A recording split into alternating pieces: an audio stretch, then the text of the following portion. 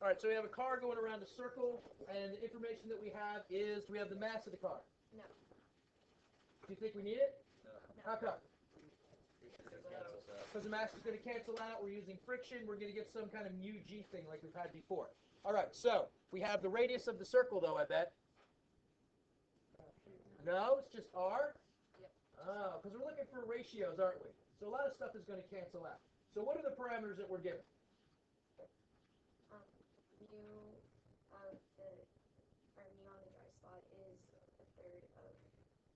Okay, so we have mu, and then we have mu prime, which is equal to 1/3 mu. Is that correct?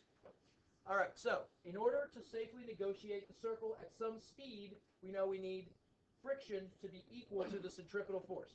So using Newton's laws and the two-equation strategy, net force is equal to mass times centripetal acceleration, or v squared over r. So we have mv squared over r.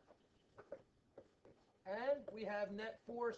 So this is how much force we need. Where's the force coming from? Static friction. All right, so we got mu static times normal force.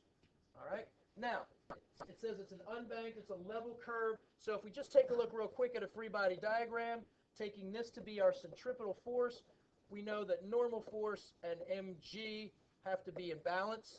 So that tells us that normal force is just going to be equal to mg, right? That's why we don't need the mass of the car.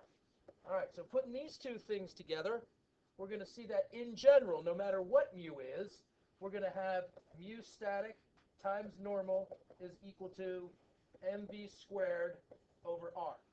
So this is the maximum static friction we can get, which means that if they're equal, that this is the maximum velocity that we can go in that circle with that mass of a car.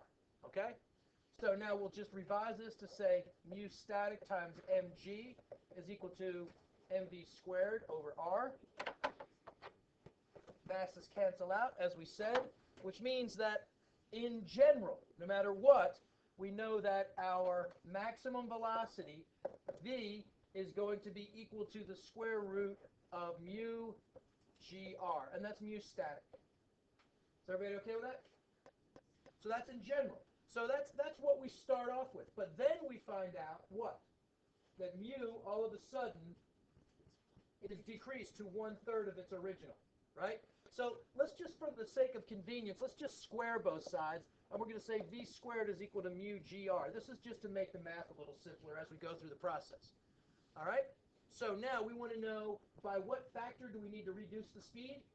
So what we're looking for is the ratio of v prime to v. Is everybody okay with that? All right, so v prime squared will just be equal to, whoops, this is v squared. So v prime squared will just be equal to mu prime gr. Yes. Right. Well, so if we find the ratio, that's what we're going to get that, right? We'll get it in terms of that. It's equal to mu prime gr over what?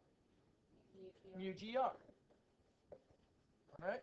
So what's nice about working with ratios, as always, you get a lot of stuff to cancel out. Okay. So basically, what we're going to see is that v prime squared over v squared is equal to mu prime over mu. But what is mu prime equal to? 1/3 mu. So we get 1/3 mu over mu. Once again, the convenience of working with ratios.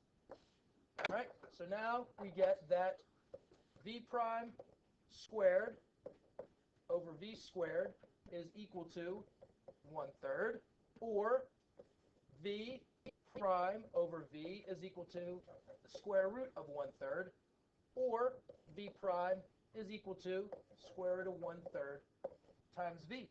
So that's what our new speed has to be. Okay? It has to be the square root of 1/3 times our initial velocity, or our original velocity. All right. Did you guys look at a number in the, or did you look at an answer in the back of the book? Did you guys get this as a decimal? What's the decimal value for square root of 1/3? Tell me with a calculator. 0.577. All right. times our original velocity.